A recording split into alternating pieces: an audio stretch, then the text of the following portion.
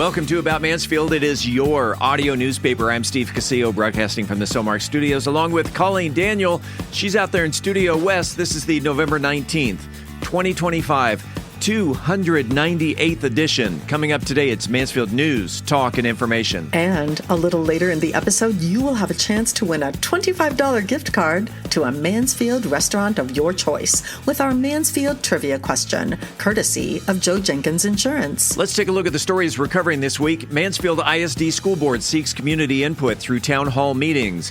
Major pipeline upgrade underway between Mansfield and Midlothian. Mansfield updates park names to honor local leaders. Parks Department adds extra layer of security to area park restrooms. Mansfield students to appear on ABC's comedy Abbott Elementary. Actors and musicians are being sought in 2 separate auditions. New Eatery gives you a taste of New York, Detroit, and Chicago. What to do and what not to do with that jar of pennies you've been saving. And in sports, Lakeridge upsets Euless Trinity in playoff thriller. And in the talk segment, we will talk with local author Angela Martin about personal stories of abuse, addiction, and depression.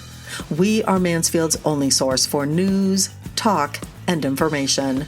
This is About Mansfield.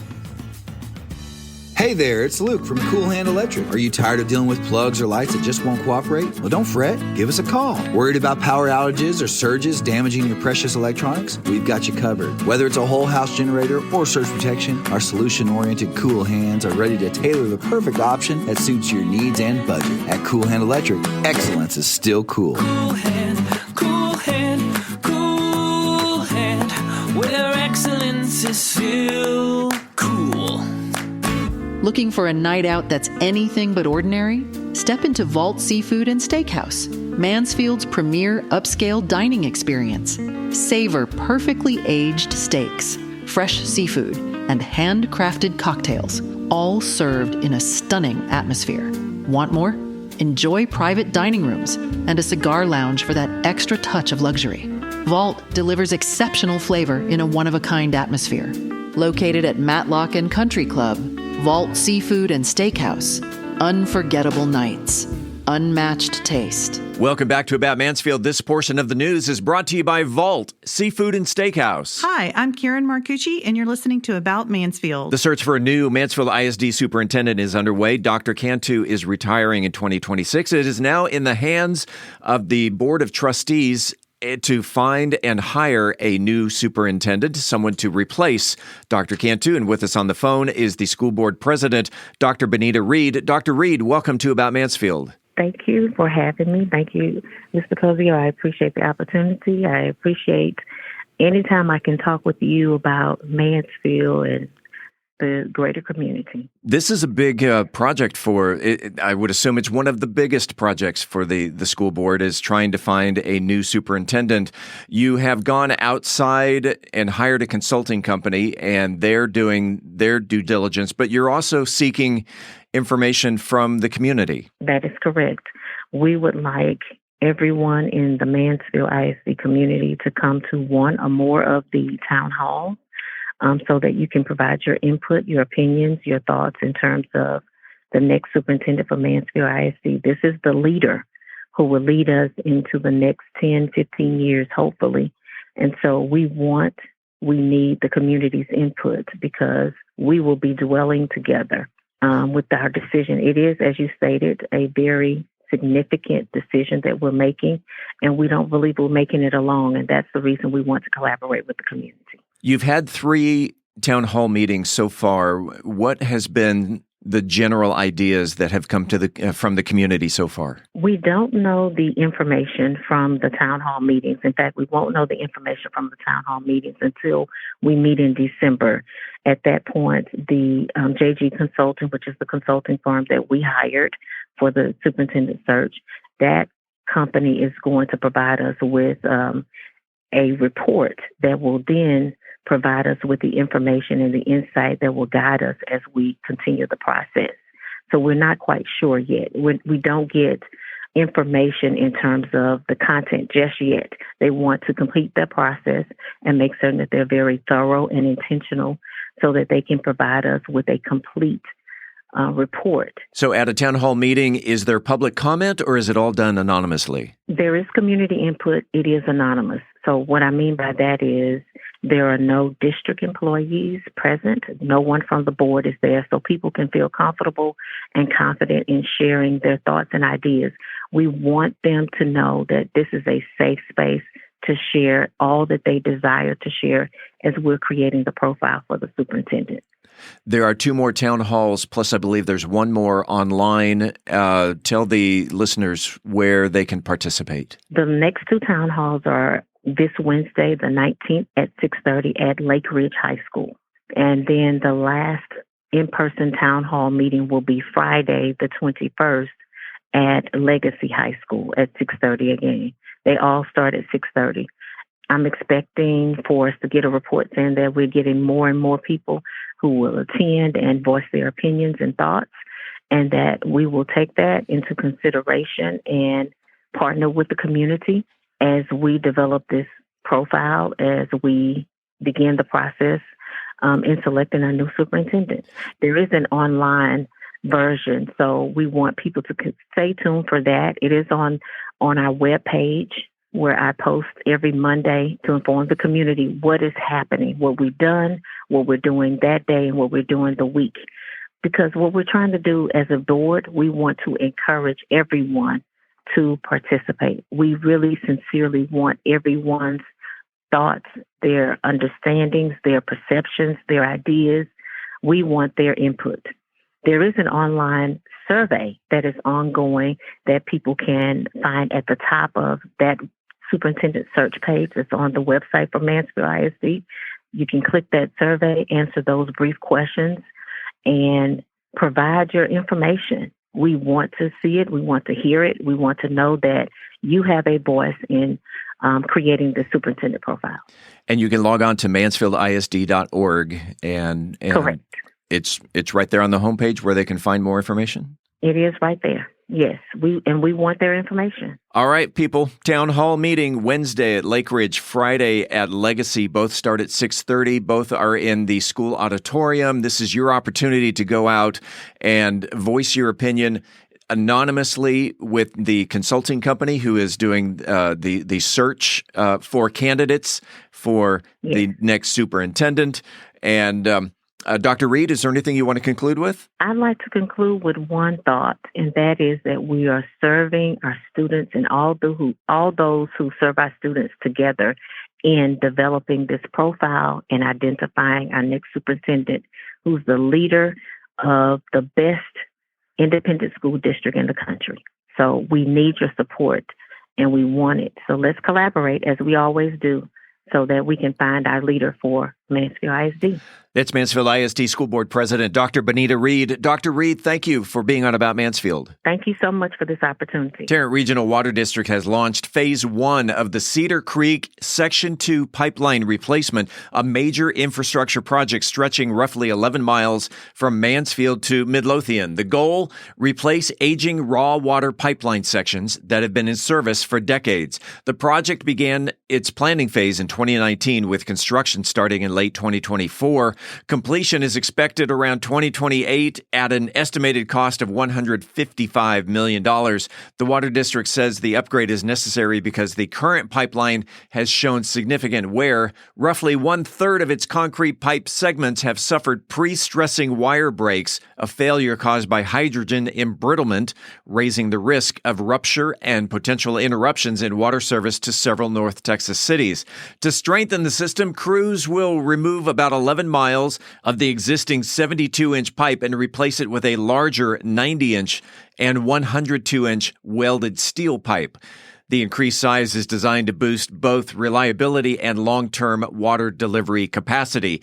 In the Mansfield area, crews are currently installing erosion control silt fencing and stripping topsoil. Deliveries of large-diameter steel pipe are scheduled to begin the week of November 17th, moving west to east along the TRWD right-of-way starting east of Walnut Creek. So why does this matter for Mansfield residents? The pipeline is a key part of the system that brings brings raw water to Mansfield and surrounding cities. Replacing these aging sections now reduces the risk of unexpected failures, protects the city's long-term water supply, and supports future growth. The project also coordinates with regional road improvements, helping minimize repeated disruptions in the same area. Again, the projected completion is 2028. The City of Mansfield has announced new names for several parks, recognizing longtime residents, volunteers, and community leaders. The city invited residents earlier this year to submit nominations for multiple parks. Submissions were reviewed by the Mansfield Parks and Facilities Development Committee, and City Council approved the final selections. Key changes include McClendon Park East is now Moody Park, honoring McClendon Moody and his uncle, civil rights leader T.M. Moody. James McKnight Park West on Wisteria Street is now Robert and Ann Smith Park, recognizing long-term residents and active city volunteers. Gertie Barrett Park near Ben Barber has been renamed Wendy Collini Park, honoring former Parks Board president and community volunteer Wendy Collini. And Colleen, other new park names include Birdsong Park just off of FM 157 and Bedford Street is now Steve Baker Park, named for the first park committee president and former Parks Board member. Watson Branch Pocket Park on Watson Branch Lane has been renamed Roman Jones Park in recognition of a longtime park and trail system officer. M3 Ranch Pond on Heritage Parkway is now the McCaslin Family Park for local community leaders and developers. And finally, West Community Park has been renamed Kathy Anderson Park, honoring the city's first Director of Parks and Recreation. Other adjustments include removing directional designations from some parks and simplifying names to reflect actual use, such as changing soccer complex to park. A new pocket park in M3 Ranch will be called Wrangler Park, and updates to Catherine Rose Memorial Park will extend its recreation facilities while keeping nearby soccer fields under the Hardy Allman Park name. All city documents and listings will now use the updated names. And speaking of parks, restroom safety at Mansfield Parks has a new upgrade. Several park facilities now feature mag locks, a smart lock system designed to improve security and reduce vandalism. These locks use strong electrical magnets that operate according to the park's hours. If someone is inside a restroom when the lock engages, a simple hand wave motion sensor temporarily releases the lock to allow a safe exit. Mag locks are now installed at Skinner Sports Complex, as well as Town, McClendon, Collini, McKnight, Oliver, and Chandler Parks. Upcoming park projects will include Rose and Field Parks, as well as Geyer Commons, and will also include the new system in all restroom facilities. This update is part of ongoing efforts to enhance safety and visitor experience across Mansfield Parks. Two Mansfield ISD seventh graders are getting national attention for their acting talent. Eris Jones and Raymond Ware both landed guest roles on ABC's award-winning sitcom Abbott Elementary. The two young actors first met at the Fine Arts Academy at Alma Martinez Intermediate School and didn't know they had each been cast until after filming began. Eris is now a student at McKinsey Middle School and will appear in episode 7 of the current season. Raymond, who attends Danny Jones Middle School, will appear in episode 9. Raymond was a guest on About Mansfield in March 2024 and talked about his inspiration in becoming an actor. It will probably be like Will Smith, because he would always like inspire me to like the way that I act and entertain to do it. Now I can always do it in different ways. And when I'm telling people something and trying to make them laugh, that I don't always have to never be predictable, I guess. Both students began acting at a young age through Mansfield ISD fine arts programs. Their families say the district's theater programs help them build the confidence and skills needed for professional opportunities. Two local performing arts opportunities are now accepting audition applications. The Mansfield Philharmonic Youth Orchestra is seeking student musicians between the ages of 13 and 18 for its inaugural spring performance on March 22nd, 2026. Auditions are open for winds, brass, strings, and percussion. Students must submit a 2 to 3 minute solo or orchestral excerpts by January 25th. Rehearsals begin February 15th at First Methodist Mansfield, and a limited work-study program is available for those in need. Meanwhile, the Fleetwood Project is casting performers for its 2026 opener, the country-inspired musical May We All. Video auditions are due December 3rd, with callbacks scheduled for December 7th at the Far Best Theater. Rehearsals will take place on weeknights and weekends in Mansfield, with the performances being next year, February 6th through the 15th. For more information about the auditions, you can head on out to the Mansfield Philharmonic or Fleetwood Project websites. Both opportunities invite seasoned actors and young musicians to participate, build skills, and contribute to Mansfield's cultural scene. New dining options continue to expand in Mansfield, with several eateries opening along East Broad Street near Matlock Road. Recent additions include Chiba Hut, Coco Shrimp, Chicken Salad Chick, and Rotolo's Craft and Crust. I had a chance to sit down and talk with Rotolo's local franchisee Matt Cannon and founder Matt Rotolo Tuesday morning about their latest effort in Mansfield. Your name is on the restaurant. Yes, okay, when did the restaurant start? And give me a little history about Rotolo's. So we, in 1996, I thought it'd be a great idea to open a beer and pizza place in Tigerland, South Gates of LSU. And opened up beer and pizza and started selling, and went great, and we enjoyed it, had fun, and I've never had a grown-up job since. On the menu, you've got several different styles of pizza, really from Brooklyn to Detroit to Chicago. Was that on the menu all the way back in the beginning of 96? No, pizza's come a long way. People don't realize, but now that with the social world we live in, pizza was made in New York. You didn't know about it in the South. People was made in Chicago. They didn't know about it in different parts of the country. But now with the way the Food Network has changed the way people eat, the way people eat with their eyes, pizza is really something you can do a lot of things with. So the Detroit is probably our hottest new thing right now. It's a really awesome square deep dish pizza. It actually takes 3 days to make that pizza. Wow. So it's not something that's just people think, oh, it's just pizza, it's no big deal. It's a 3-day process to make that pizza for customers. So it's a come and get it. When it's sold out for the day. On a deal, we do a Chicago thin. We also do a Chicago deep dish, which is an authentic Chicago deep dish. People say, oh, yeah, it's a pan pizza. No, it's not a pan pizza. It's an authentic Chicago deep dish. Again, 2 days to make the dough. It's not something that's just thrown together. It's about a 20-minute cook time, so be a little patient if you order that pizza, right? It's fantastic product, and like I said, pizza can be very versatile, and we've kind of explored that and had fun with it. How many Rotolo locations do you have now? This is 36, opening today, and so we got a couple more locations under development in the Dallas area, a couple in Houston. We really are growing in Texas. We're excited about this. Willow Park will be open hopefully in January, early February. So we're just growing this way. We love the Texas market. Local franchisee Matt Cannon, why? What attracted you to the Rotolo's program?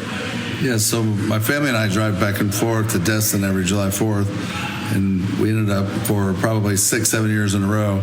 Kids were young, and we didn't want to go the whole way on the way back, so we'd stop in Ruston, Louisiana, and there's a courtyard there, and after being in the car for 8 or 9 hours with the kids, it's nice to just walk across the parking lot and go eat at a cool spot, and it always had a great vibe.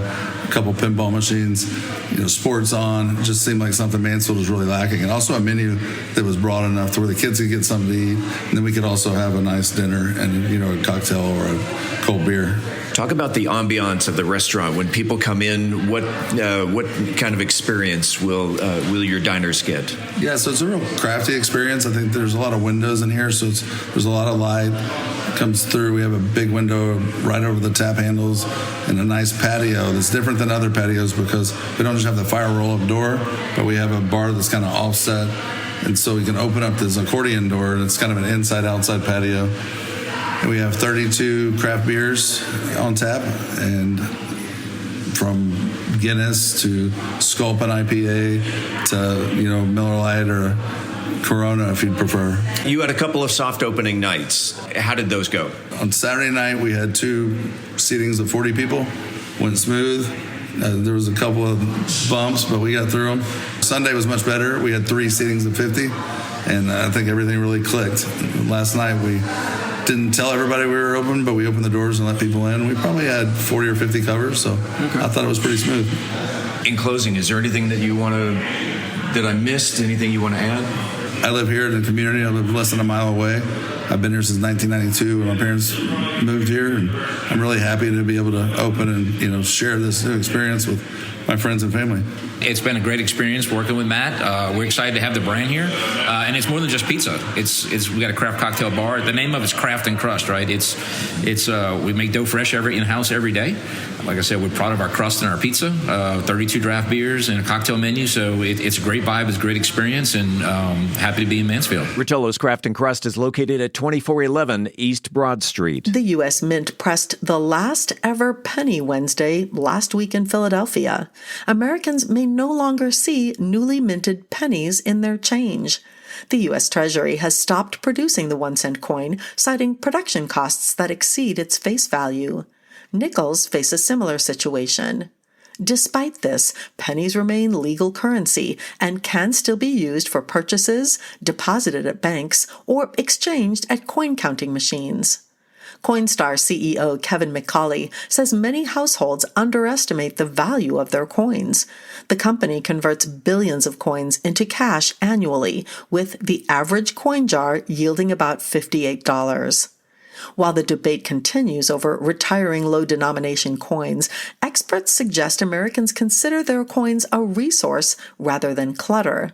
Banks and credit unions typically accept coins for deposit, and many retailers offer coin exchange kiosks. And Colleen, if you have a bunch of pennies hanging around the house, a new look at everyday pennies shows they can be useful beyond just small purchases. For do-it-yourself enthusiasts, pennies can be turned into art projects, used to cover tabletops, and even decorate picture frames. They can also help with home tasks, such as stabilizing wobbly furniture, serving as tile spacers, or creating a cold pack from freezing them in a sock.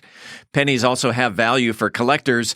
Coins made before 1982 contain more copper and could be worth examining, and rare coins can be professionally authenticated by services like the Numismatic Guarantee Company or Professional Coin Grading Service. Experts caution against hoarding pennies as an investment. With billions of pennies in circulation, most are unlikely to gain significant value over time, so it makes you wonder if a penny for your thoughts will eventually become obsolete.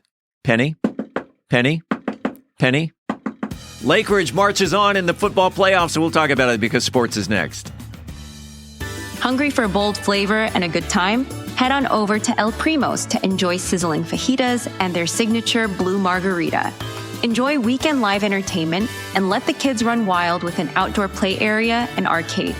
Planning a party? Multiple private rooms are available, including the all-new Parrot's Nest to make your event a success. Food, fun, and flavor for the whole family at El Primo's.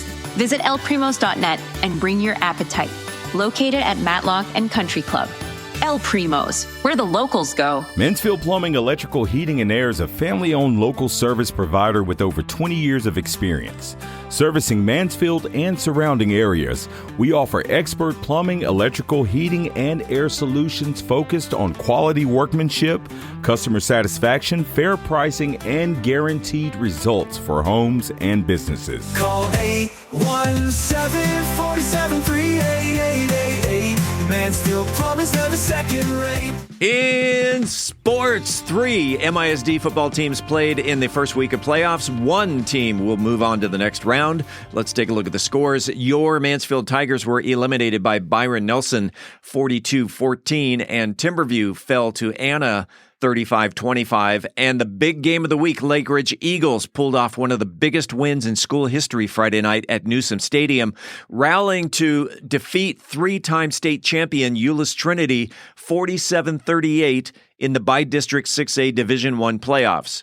The Eagles were down 31-17 late in the second quarter. Lake Ridge scored 21 unanswered points, highlighted by junior quarterback Deshaun Edwards, who threw for 243 yards and 2 touchdowns, ran 170 yards, and 2 of his own TDs.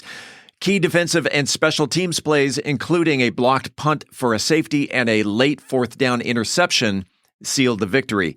Lake Ridge improved to 9-2 overall this season, capping a season that marked a dramatic turnaround from last year's 1-9 record. Coach Kirk Thor praised his team's resilience, saying they stayed focused and fought back against a program with a long playoff history. Prior to Friday night, the Eagles had not won a playoff game since 2018. Coming up next, they will face six-time state champion Odessa Permian in the area round of playoffs. Friday night, Wildcat Stadium in Abilene. Kickoff, per usual, 7 p.m.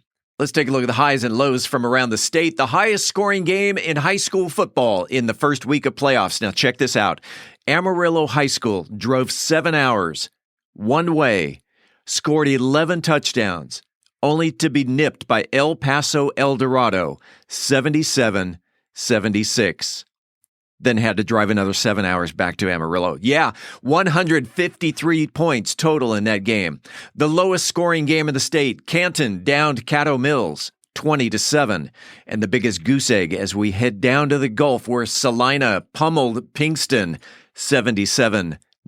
And that, my friends, is a look at sports. We have a programming announcement you might want to make note of. There will not be an episode next week as our staff takes the week off to enjoy Thanksgiving with their family and friends. In the same vein, there will not be episodes next month, the week of Christmas and New Year's.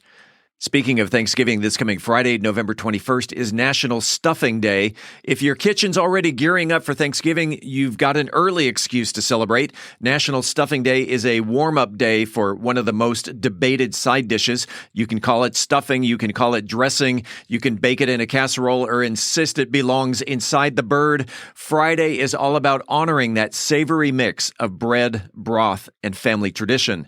Food historians say versions of stuffing go back thousands of years, but the modern recipe has become a Thanksgiving staple, showing up in everything from classic cornbread and sourdough blends to gluten-free and herb-packed gourmet versions. So if you want to get a jump on the holiday or just test out a new recipe, Friday is the perfect chance. Grab the celery, chop the onions, and let the kitchen smell like Thursday came early. Coming up after the break, we turn the page to the features section. I'm Angel Biasatti, and today we're talking about the silent killer, high blood pressure or hypertension. In Methodist Mansfield News to Know. I'm Todd Cleveland, and this week we're going to find out how to protect your home from the upcoming inclement winter weather. On Home Services Advice of the Week, we'll talk with the city's capital project manager in this week's 40 Under 40. This week's Cocktail of the Week. This week we're going to go bold, bright, and refreshingly offbeat. We are Mansfield's only source for news, talk, and information. I'm Colleen Daniel, and this is About Mansfield. This portion of the news was brought to you by El Primo's, where the locals go. Hey there, it's Luke from Cool Hand Electric. Are you tired of dealing with plugs or lights that just won't cooperate? Well, don't fret. Give us a call. Worried about power outages or surges damaging your precious electronics? We've got you covered. Whether it's a whole house generator or surge protection, our solution-oriented Cool Hands are ready to tailor the perfect option that suits your needs and budget. At Cool Hand Electric, excellence is still cool. Cool Hand, where excellence is still cool. At Methodist Mansfield Medical Center, we've been caring for our home team for over 15 years. Today, you'll find award-winning physicians on the medical staff, advanced neurosurgery, a Level 3 trauma center, critical care for newborns, and comprehensive orthopedic care. Methodist Mansfield, delivering the care our friends, neighbors, and home team depend on. That's community, and why so many people trust Methodist. Congratulations to our latest trivia winner, Tiffany Mache, who not only knew that C.J. Prater served as Mansfield's first chief of police in 1954, but also sent us a photo taken at the new police headquarters to prove it. Good job, Tiffany. When we come back, this week's trivia question. I'm Colleen Daniel, and this is About Mansfield. Hi, this is Joe Jenkins with Joe Jenkins Farmers Insurance, specializing in auto, home, commercial, and life insurance. I was born and raised here in Mansfield, Texas. We're active in the community, and Mansfield's a town we really care about. Our office has over 30 years' experience in the insurance industry, and we're passionate about what we do and about customer service. For a free quote, please visit our website at joejenkinsinsurance.com or give us a call at 817-472-6058. Once again, that website is joejenkinsinsurance.com. It is time right here, right now for the highly coveted, wildly popular About Mansfield trivia question. If you are the first person to email the correct answer to trivia@aboutmansfield.com, you will receive a $25 gift card to a Mansfield restaurant of your choice. It's brought to you by Joe Jenkins Insurance. Whether you're looking for homeowners, auto, commercial, or any other type of insurance, Joe has helped Mansfield area residents understand the insurance coverage that best fit their needs since 2010. You can find him on the internet at joejenkinsinsurance.com. Colleen, it's your turn. Well, Steve, in 2014, the city of Mansfield adopted "Minutes to Everything, Second to None" as the official slogan. But did you know that the Mansfield Visitors Bureau has their own slogan? This week's trivia question is, what is Visit Mansfield's slogan? Email your answer to trivia@aboutmansfield.com. Again, what is the official slogan that Visit Mansfield uses? Good luck, and thanks to Joe Jenkins Insurance for the gift card. Hi, this is Mansfield ISD Superintendent Dr. Kimberly Cantu, and you're listening to About Mansfield. Welcome back to About Mansfield, your audio newspaper. Let's open up the features section. Angel Biasatti is here to talk about the importance of high blood pressure screenings in Methodist Mansfield. News to know. Angel? It often has no symptoms, but it can quickly raise your risk for stroke, heart disease, kidney disease, and even dementia. Why hypertension matters? By age 40, more than half of Americans have high blood pressure, and many don't even know it because it rarely causes obvious symptoms. People may feel fine, but inside, hypertension is steadily damaging blood vessels and organs. Left untreated, it can shorten lives and affect quality of life in serious ways. It can have a real-life impact. One man, a retired law enforcement officer, ignored advice to take medication because he felt fine. At age 63, he suffered a stroke. Thankfully, with treatment and rehab, he's recovered much of his strength and now takes medication daily. His story reminds us that treating high blood pressure isn't about how you're feeling today, it's about protecting your future. The good news is you don't always have to start with medication. Many people can lower their blood pressure through lifestyle changes. Cut back on that salt by avoiding ultra-processed foods and salty snacks. Get active. Even 30 minutes of walking most days makes a difference. Or split it up. 3 10-minute walks a day. Eat more fruits and vegetables, which are naturally rich in potassium and fiber. Limit the alcohol and quit smoking, if you can. Manage stress with practices like yoga, meditation, or even just deep breathing. Big changes can feel overwhelming, but small, little steps add up. Here's some easy ones. Swap that salt for herbs, spices, or lemon juice, which flavors the food. Swap soda for water, or sparkling water with a splash of fruit juice. Swap the elevator for stairs, and park a little farther away to get extra steps in. Swap processed snacks like chips for fresh fruit and nuts. Swap screen time before bed for reading or a calming app to reduce stress. These little choices repeated daily can lower blood pressure and improve your overall health. Sometimes, though, lifestyle changes aren't enough. If your blood pressure stays above 140/90, medications are usually recommended by your doctor. Most people need more than one medication to reach the ideal goal of 120/80. But there's exciting news. A recent study in the New England Journal of Medicine tested a new medication called Baxdrostat, which works by blocking aldosterone, a hormone that drives high blood pressure. Patients taking it in the trial saw about 10-point drop in their systolic blood pressure, which can lower the risk of stroke and heart attack by about 20%. This could be a first new class drug for treating hypertension. So here's the bottom line. Start with healthy habits. Throw in a quick few swaps. You can do that every day. Work with your doctor to monitor your blood pressure. If lifestyle changes aren't enough, medicines, including promising new treatments, can make a life-saving difference. Hypertension may be silent, but it doesn't have to be deadly. I'm Angel Biasatti reporting for About Mansfield podcast. Todd Cleveland talks with a master electrician on the importance of generators and surge protection for your home in the Home Services Advice of the Week. Todd? This week on Home Services Advice of the Week, we're going to be talking to Rob Croson about generators and surge protection. Rob, as the master electrician for Mansfield Plumbing, Electrical, Heating, and Air, when do you recommend whole house generator system? Typically in Texas, most of the time, I mean, it's good any time of year. Sometimes it's considered a luxury versus a necessity in our area. We are blessed being in the DFW area, not close to the coast. We don't deal with too many hurricanes, stuff like that. But that being said, as everybody knows, early in the year, the last 2 or 3 years, we've had some what we call snowmageddon for our area. Everybody remembers Snowmageddon in 2020. That was terrible. Sir. So when all those freezing ice storms come in, start affecting our power lines, our infrastructure is not built for that.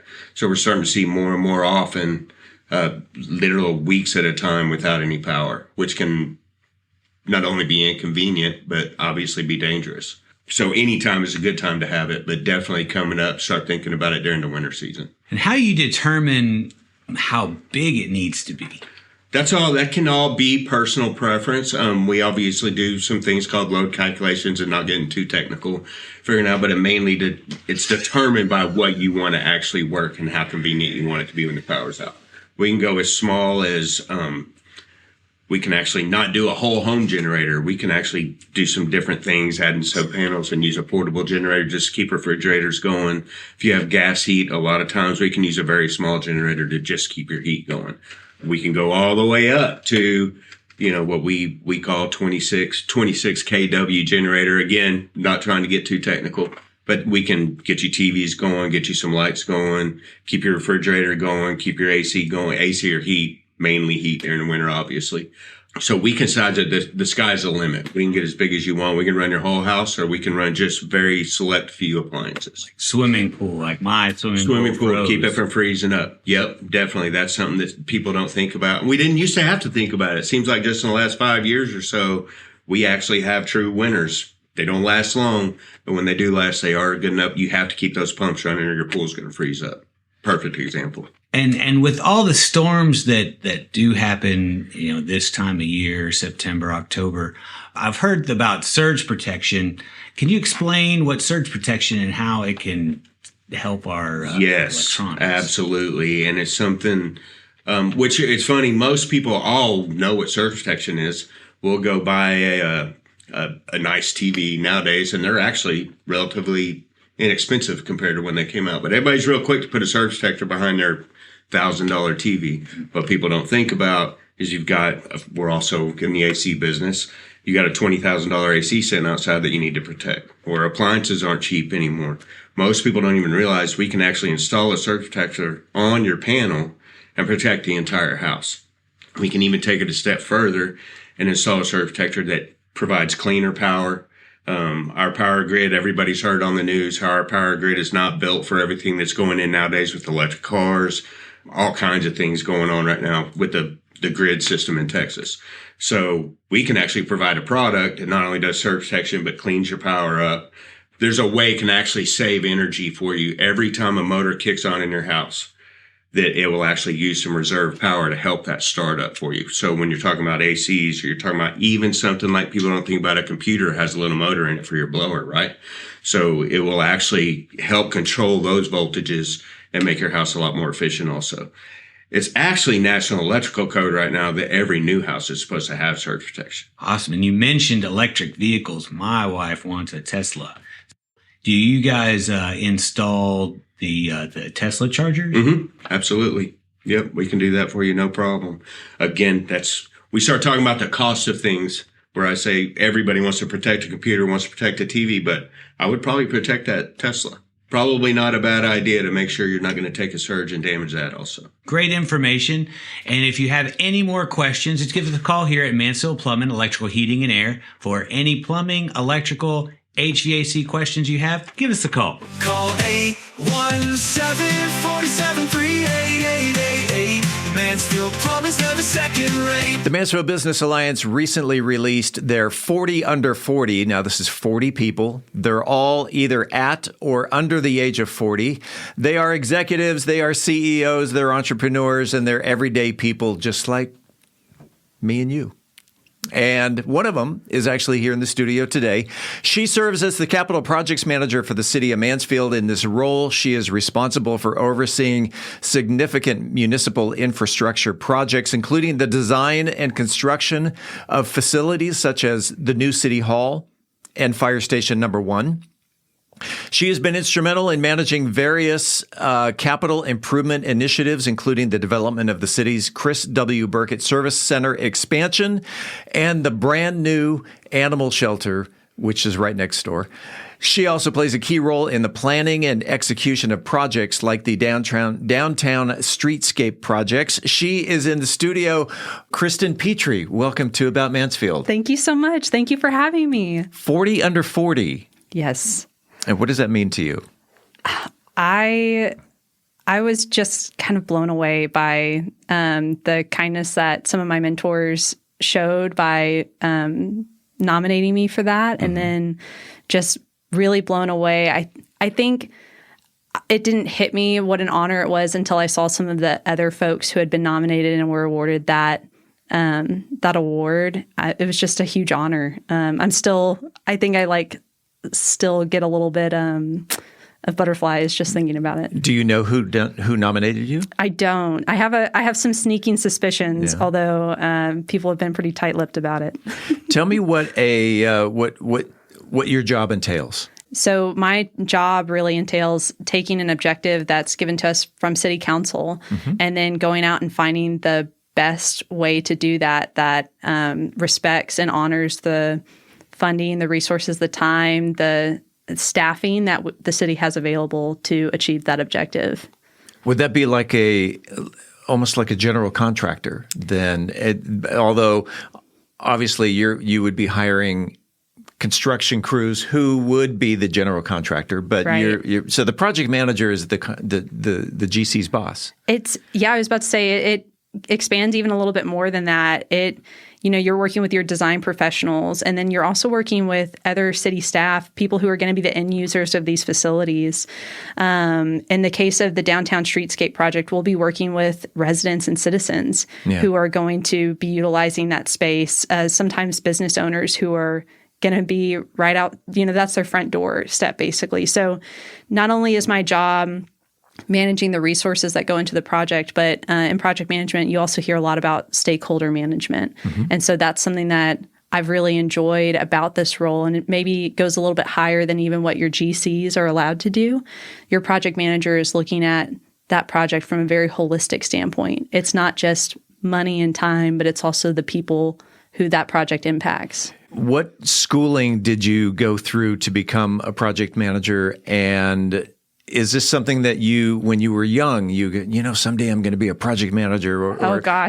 Yeah, really? No. It's a great question. Okay. So I went to school. I wanted to be a mathematician when I was younger. Oh, wow. Okay. I had a really sweet friend let me know that mathematicians don't make a whole lot of money. And so I changed gears just a little bit and decided I wanted to do more of the hands-on application of math. And so I studied civil engineering at the University of Texas at Arlington. UTA. Yep. Okay. Oh, yeah. And so from there, I was lucky to get my foot in the door with Mansfield. I actually started out as an intern. And just as I was developing some skills through my internship program, my mentors at the City of Mansfield recognized that I had this background in civil engineering and projects that they thought could be utilized in this role. And so one thing led to another, and here I am. And they hired you. And they hired me. Nice. I snuck through. That's good. I do know that the City of Mansfield does have a wonderful summer intern program. Oh, my goodness, yes. And you were part of that. Yes, sir. Yeah. So we've actually, and a couple of my friends were as well, who have also been hired through that program. So for anybody out there who's interested in a career in local government, check out our internship program. Let's talk about work-life. Oh, yeah. Yeah. Your work-life balance. I know that for those that I know who work for the city, they work long hours. We do. So talk about or do you have a work-life balance? I'm lucky. I think I do. So in our team and the teams that I work with specifically, everyone's got a family. Everybody's got a partner that they want to make sure that they spend time with, or friends that they want to spend time with. So we do all a really wonderful job looking out for each other and kind of holding each other accountable to lean into that work-life balance more. I will say I'm not perfect, and I'm still learning how to juggle it all, but I'm really blessed to be surrounded by people who encourage me to lean into the life portion more. But then also, I think something that's maybe underrated is bringing more of your life into work. The little conversations that I get to have with our project team members of, hey, how are your kids doing? Hey, your kid just started college. How are they faring in a new city? Things like that. That really does bring more balance into the work side of things, I think. Yeah. Who are some of the community members that helped you get you where you are? Yes. So I'm not from Mansfield. I think that might be important. Where are y'all from? So I'm from Waco, just down the road. Okay. I grew up in Waco, and there were several people in the city of Waco that kind of planted the seed that working for a municipality might be something I would want to do in the future. Okay. But I ultimately didn't discover that until I moved to Mansfield and was a part of that internship program. So the city manager, Joe Smolinski, was really instrumental in answering a lot of my silly questions about what working for a municipality is like, but then also really provided the opportunities for me to get my feet wet and figure out if this was something that I wanted to do. Because you really don't know if a job is going to be what you're passionate about until you're thrown in the driver's seat and you're asked to, work on a project or start a new program for the city. Right. You, as I mentioned in the intro, project manager, whether it's the fire station number 1 or the service center expansion, the animal shelter, those are some big projects, especially for a young lady under 40. Yeah. Do you see my gray hairs yet? Yeah, it's not yet. So what's been the biggest challenge as a project manager? I think the biggest challenge has just been the information overload. I think there's a lot of information that you need to be able to read, digest, understand, and then most importantly, be able to share that with the people that's going to impact. Yeah. So that's been a challenge. However, and this is again where I'm so lucky, the project teams that we're working with, I haven't met a single person in the city of Mansfield or with some of the private companies that we work with who has shied away from a question that I've asked. Hey, can you go into more detail on this? Or, hey, can you walk me through what this means? They've just been all really willing to share information, which has really helped me grow over the past 2 years. Let's go back in time. Okay. To 10-year-old. If you were to be face-to-face with 10-year-old Kristen, what advice at this age would you give your 10-year-old self? That's such a great question. I would tell her a lot, but I think that the most important thing that I would want her to know is there's a saying that I saw on Pinterest like 7 or 8 years ago that says, we rise by lifting others. And I love that saying. And I would just want her to carry that with her, that through life, through career, whatever it might be, you will never be held back by lifting somebody else up. And people certainly have done that for me in my life. So I would just want her to get started early. I always like to conclude these interviews with an open mic. An open mic meaning this is your chance to say whatever's on your mind, whether it's a thanks or a shout out or a word of advice or what have you. Kristen Petrie, the microphone is yours. Well, first, I want to thank you so much for this opportunity for providing a wonderful podcast for the city of Mansfield. Thank you. I think if I had an open mic, I just want to give a quick shout out to everyone who is a part of Team Mansfield. Sometimes that might mean you're an employee for the city of Mansfield. Sometimes it means you're a business owner in the city. We know that you guys care so much about the city, and it is just makes this city feel so energetic and so open to opportunities and possibilities that it's really exciting to get to be a part of. So thank you for being Team Mansfield. You're welcome. Thank you, Steve, for being Team Mansfield. Kristen Petrie, Capital Projects Manager for the City of Mansfield. Congratulations again, 40 under 40. Thank you so much. Thanks for being on About Mansfield. Thank you. Shaken or stirred, you know it's going to be good as Brian Certain serves up a drink he describes as bold, bright, and refreshingly offbeat in this week's Cocktail of the Week. Brian. You know the guy. He drafted 2 tight ends in the second round, wore a suit to the draft party, and still managed somehow to end up undefeated halfway through the season. Well, this drink, this one's for him. And it's for you. And if you're into beer and a little backbone and tequila that shows up with a twist. Welcome to this week's Cocktail of the Week, part of our November series, Touchdown Toast. And we've done warm, we've done cozy. This week we're going to go bold, bright, and refreshingly offbeat with the Fantasy League Largarita. It's a cross between a crisp Mexican lager and a classic margarita. Perfect for tailgates, potlucks, or that fantasy matchup you're winning by 0.3 points going into Monday night. How are we going to make this beautiful cocktail? We're going to need 1.5 ounces of a silver or blanco tequila. We're going to need 3/4 of an ounce of fresh lime juice, 1/2 ounce of agave syrup or simple syrup, and then 3 to 4 ounces of a Mexican lager like Modelo, Pacifico, or Dos Equis. Then you're going to garnish with a lime wheel and kind of have some fun with maybe thinking about a tahini rim as well. Instructions. So if you're going to rim a highball glass or pint glass with tahini and salt, then fill the glass with ice.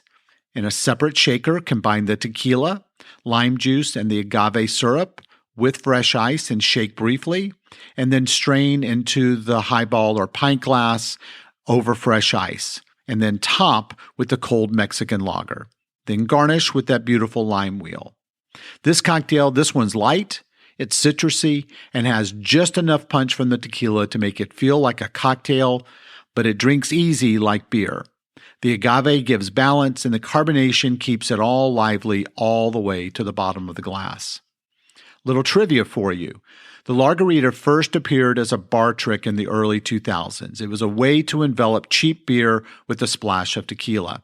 But in recent years has been reimagined as a legitimate cocktail, especially in the craft beer and tequila communities. Turns out, simplicity sells, especially when it plays well with chips, guac, and bad referee calls. Bonus, if your fantasy team is underperforming, you can batch this by the pitcher and pretend you don't care. But as always, I'm open to hear your take and your input. You can reach me at brian@bourbongospel.com. And until next week, as Mark Twain said, too much of anything is bad, but too much whiskey is barely enough.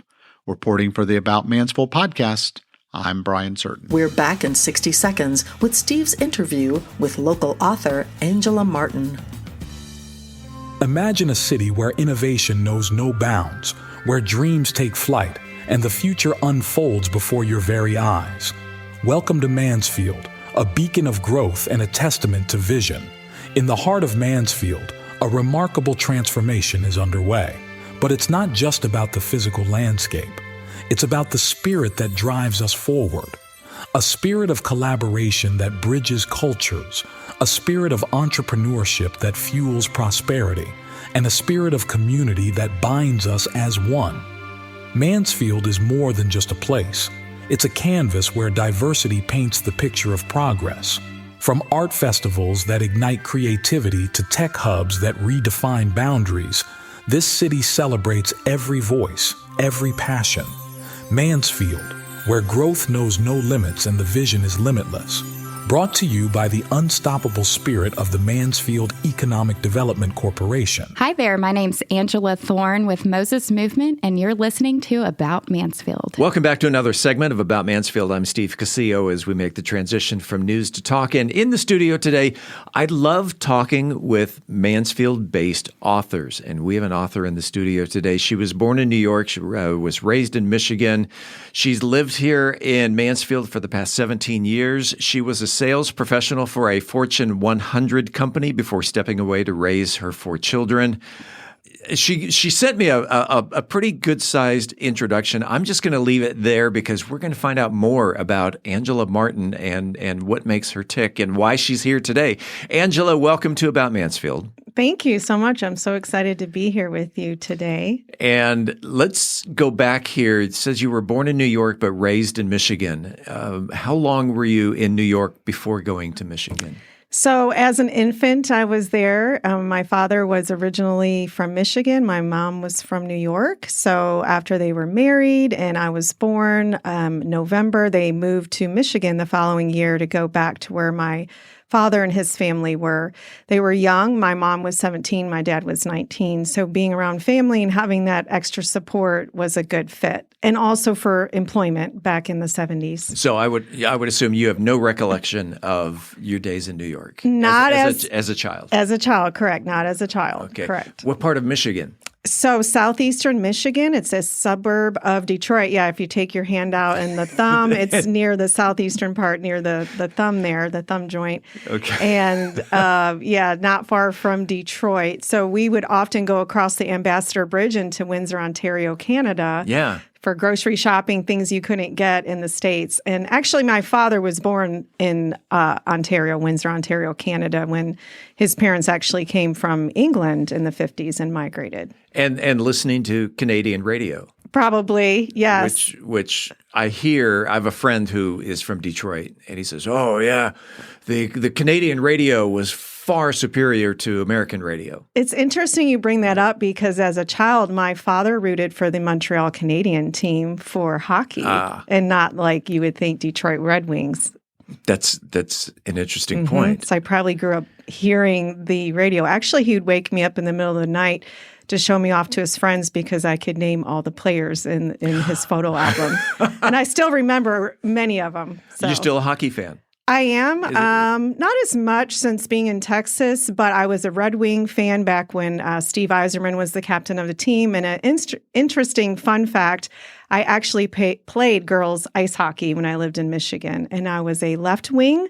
And one of our tournaments took us to Toronto, Canada, which we didn't fare well against the Canadian young ladies. But grew up. My father would flood our backyard to make an ice rink so that we could skate. That is cool. Yeah, I've never wore figure skates in my life. To this day, if I put skates on, they're going to be a pair of Bauer or CCMs. Hockey. And you moved to, 17 years ago, you moved to Mansfield. First South Arlington. So I was actually in Fort Wayne, Indiana for 5 years before Texas. And so I had with the Fortune 100 job, I applied for an outside sales role. And to my surprise, I was awarded that position. My first husband, whom I was married with to at the time, actually was the reason we came to Texas with his job. It just so happens I was able to apply and transfer with that company as well and made our home in Texas. And I've heard the saying since I've been here, I wasn't born here, but I got here as soon as I could. That I say that all the time. I'm from Southern California. Don't hold that against me, people. But I've been here 21 years. But same thing. I got here as quickly as I could. And you have an entrepreneurial spirit. You have your own business. It has to do with addiction recovery. Correct. Yes. Why? Well, that's a good. Now, see, my job as an interviewer is to find out the who, what, when, where, and why. Yes. So I just started with the bottom question: why? Why did you get involved with addiction recovery? Well, it's a real personal experience for me. I grew up in a home where my father was what you would call an alcoholic. So I didn't know him to be sober much of my childhood growing up. Alcohol was just always a part of everything. And I would say functioning alcoholic. He went to work. He had a job. He provided very well. So that was part of my forming years as a child. And I became a part of recovery as a young child, attending meetings that are to support a family with what we would call a dysfunctional family home. Okay. So I use that term loosely because I have not met a perfect family to this day. So we all have some degree or another of dysfunction, areas we can improve. True. But when you have an addiction in the home, it tends, the family system is built around that. And so having that childhood experience, but as a young person around 12, I chose to follow a lot of that similar path and picked up a lot of those traits, and myself found that I learned to cope with substances, specifically. It started with cigarettes. I actually would steal them from my dad, and then that led to marijuana and alcohol. And when I was 13, my father sought treatment for alcohol abuse. And while they brought the family in and learned about some of the things I was experimenting with, interesting. Next thing I know, I'm being admitted to the teenage version. So my recovery experience has really been a part of the fiber of who I am. And so that's really part of it. Here at this age, sitting here, I have, because of the tendency, there's a lot of reasons why some of us choose that route. It's not long enough to go in today. I share a lot of that in my story, but I would say I just really have a heart for people that find that way to cope, and it never really solves any problems. It just makes things worse. And looking back now, it is my life story, but I know there's another way to find coping. Essentially, that's what I was doing. Yeah. I didn't know it then, and I also learned those behaviors that could change. What was the family life like when you were a child, a teen, growing up under an alcoholic dad? It's scary. You were able to recognize, even as a child, that he's not in his right mind. Yeah, and it was kind of like walking around on eggshells is the best way to describe it, because we had amazing moments. Like my dad played guitar, I played guitar. He liked baseball, I played softball. Actually started with the hardball. He liked hockey, I played hockey. He liked NASCAR. So functioning alcoholic, but there were times where there would be unpredictable, angry outbursts. And I would say he had a very short fuse with the children and the expectations. But there was a time my sister and I, there's 4 children, I'm the eldest, would come home from school, and before we'd even get fully in the house, we'd ask my mom, is Dad mad? Because if he was mad, then that would be, the environment would be on edge. And so I would say there was just a lot of unpredictability, and we always lived with that expectation like the ticking time bomb was going to explode. So you learn how to keep the peace and just stay out of the way. My way of coping became more on the rebellious side, and that's why I think we bumped heads like we did. And you don't always know when the time bomb is going to explode. Correct, yes. And you're not even sure why. So even if you try to manage like, well, don't do that again, or you internalize and think it's you and it's your fault. You know, as a child, children tend to think that it must be me. I'm causing this. And that's really a hard environment for a child to be formed in and grow up in, because you carry that into your adult life. You said you became part of that lifestyle. It started with cigarettes and then marijuana and alcohol. How long did that last in your life? About 38 years. Wow. Mm-hmm. So through my story, like I go into the book, I had a really traumatic event that happened when I was 16. I was in between I had actually moved to New York with aunt and uncle as a sophomore in high school because of some of the friend groups I was getting involved in after that inpatient treatment experience. And when I came back, my parents had moved to the country, 6 acres south of Ann Arbor, Michigan, north of Toledo, Ohio. And it was a dirt road, a whole new life, so to speak. And I ended up getting back with some friends. You know, alcohol became part of my life again. And between my junior and senior year of high school, I was drinking at a community event with a good friend, and I had been drinking vodka with orange juice in one of the sports bottles with the sippy straw throughout the day. And that evening, my friend and I that I was with, who was also drinking, we worked at Wendy's in a nearby town, and we were going to head there for a scavenger hunt that the employer arranged. And so at that time, I asked my boyfriend at the time if I could use his vehicle to drive us there. And it was a Ford extended cab truck. And he handed over the keys, but I do remember a friend in his driveway saying, "Are you sure you're okay to drive?" And I was like, "Yeah, I'm fine."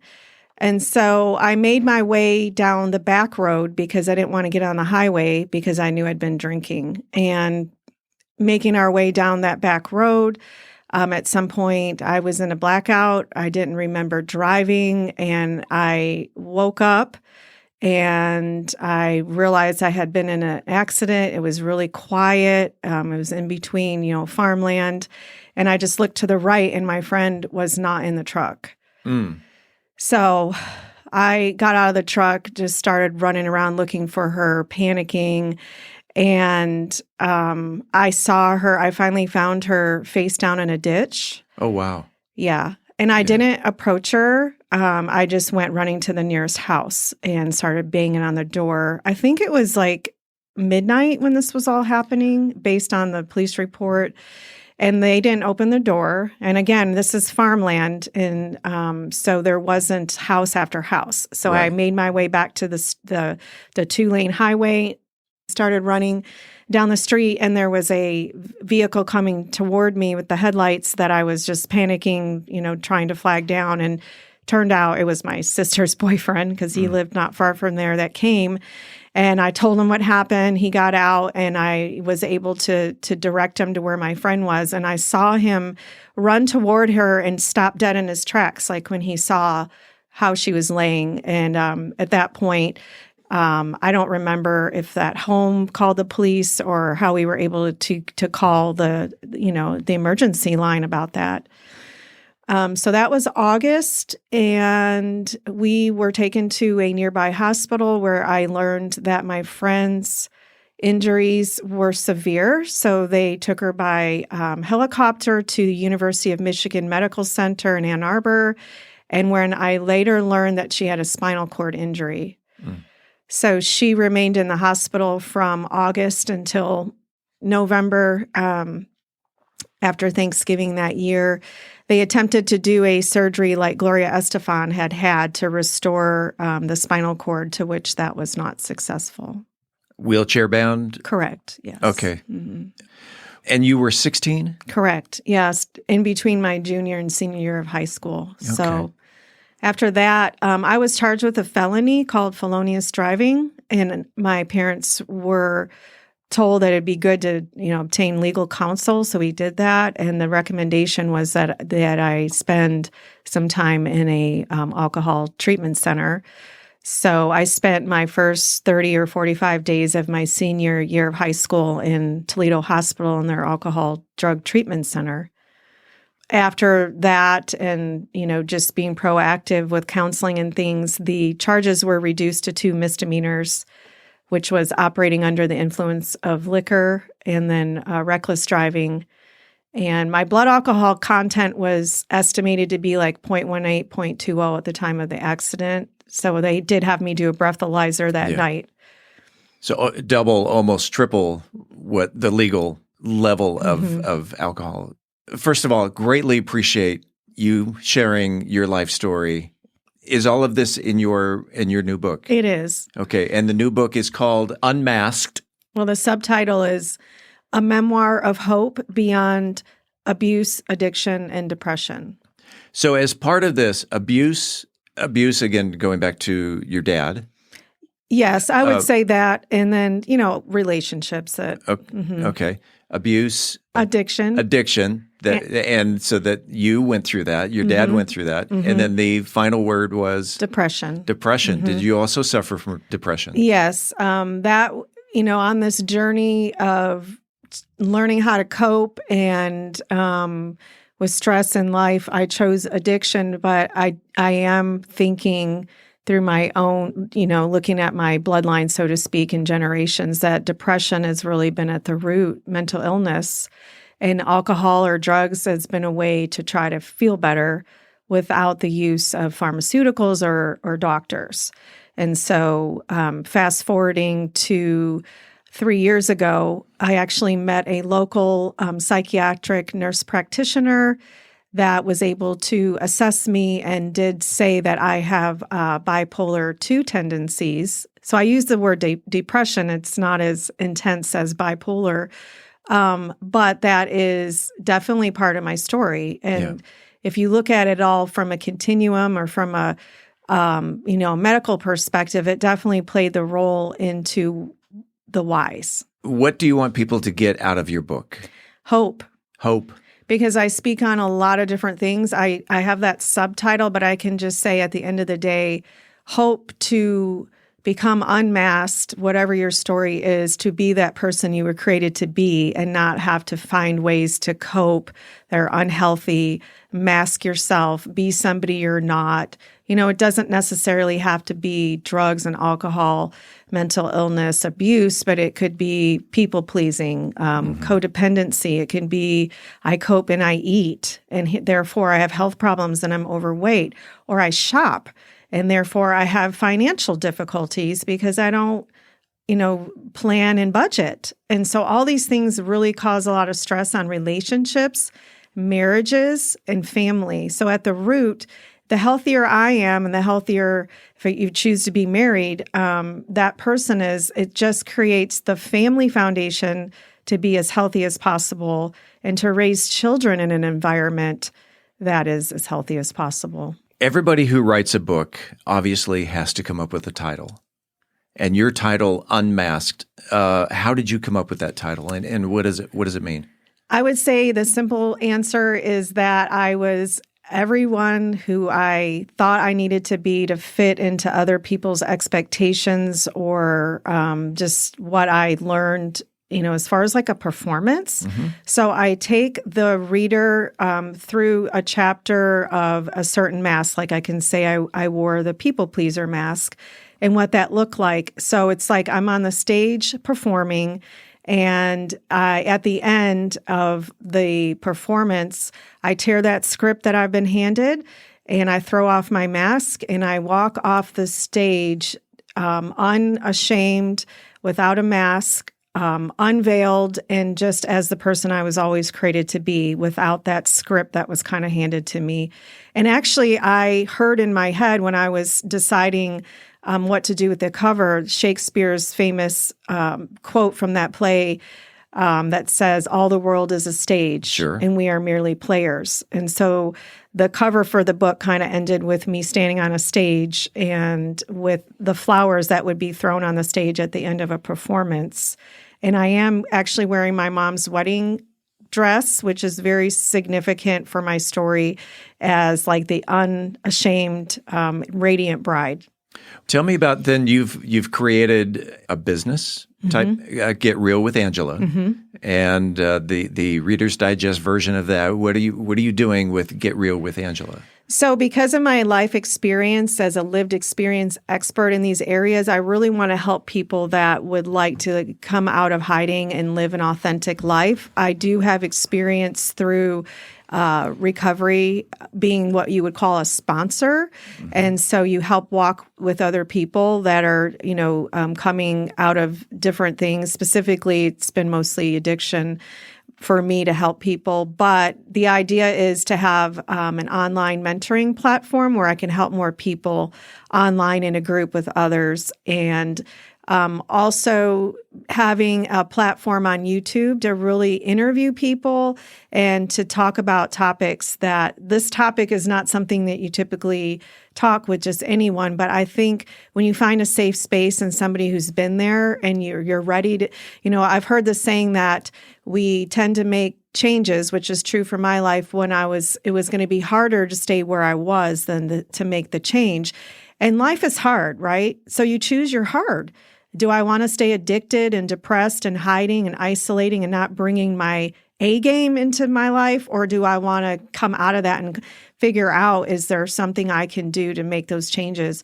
And at the end of the day, peace and joy, there's no exchange for that. There's absolutely no price you can put on that, because I've made money, I've had all the accolades, I've done all the things, but at the end of the day, if there's still a part of me that's disconnected and isolating and not being the true me, then I'm still not fully living the abundant life that's possible.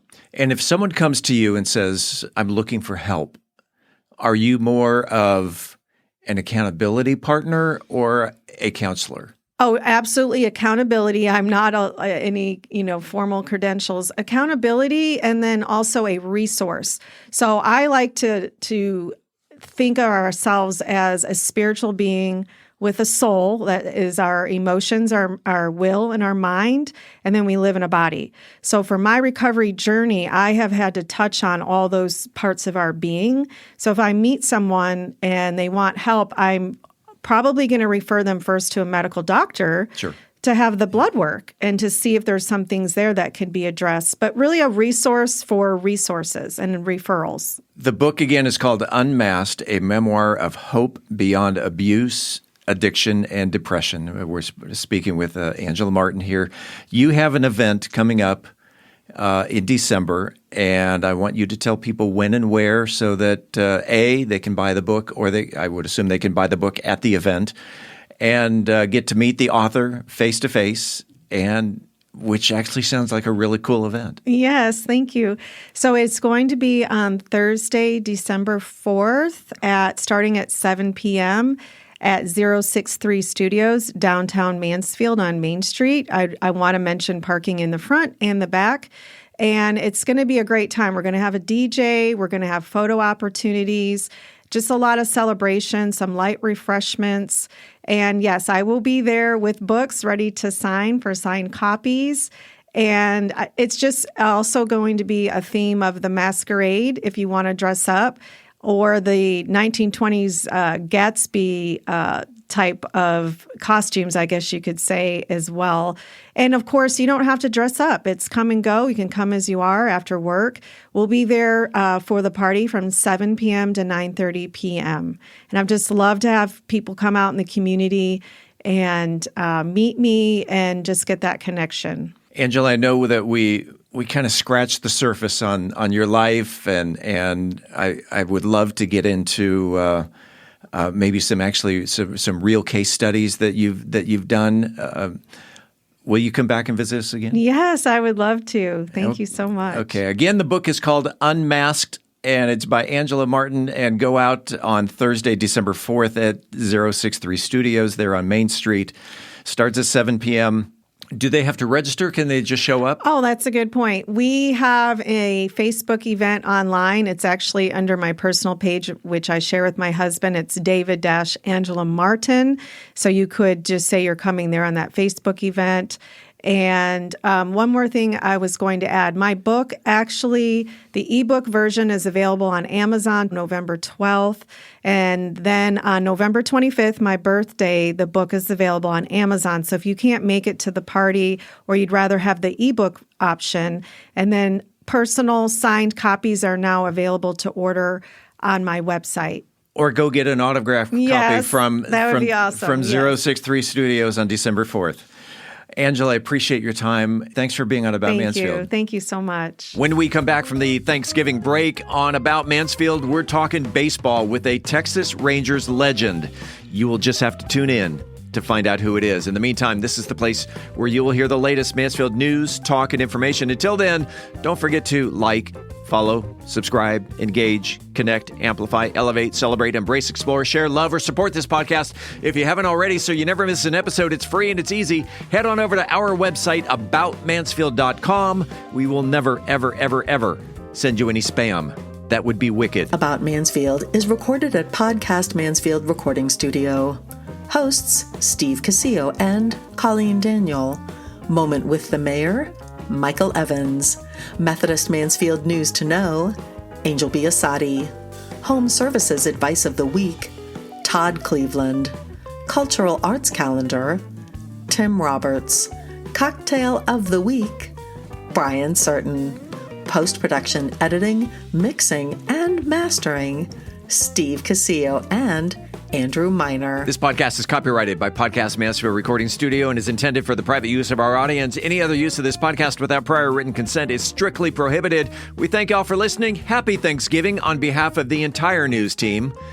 I'm Steve Casillo, and this